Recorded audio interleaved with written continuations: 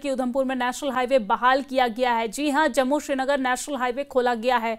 Highway बहाल होने की वजह से लोगों में खुशी है।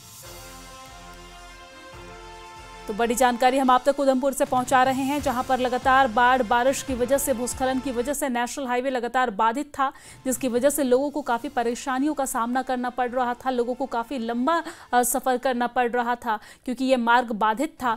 लेकिन एक बार फिर से नेशनल हाईवे बहाल कर दिया गया है। लोगों में, यात्रियों में खुशी है। लगातार प्रशासन की मेहनत जो है वो रंग लाई है। सड़कों से मलबा हटा दिया गया है। नेशनल हाईवे को एक बार फिर से बहाल कर दिया गया है। तस्वीरें भी हम आप तक पहुंचा रहे हैं उधमपुर से। यह तस्वीर जहां पर नेशनल हाईवे को बहाल कर दिया गया है। लगातार भूस्खलन के बाद नेशनल हाईवे अवरुद्ध था, जिसकी वजह से लोगों को काफी परेशानियों का सामना करना पड़ रहा था। लेकिन यहां पर काम करते हुए प्रशासन ने तुरंत नेशनल हाईवे को बहाल किया और इसके बाद अब लोगों में खुशी है, क्योंकि ये नेशनल हाईवे बहाल होने की वजह से लोगों की परेशानियां जो हैं वो खत्म हो जाएगी। तो उधमपुर में नेशनल हाईवे बहाल कर दिया गया है। यात्रियों में खुशी है।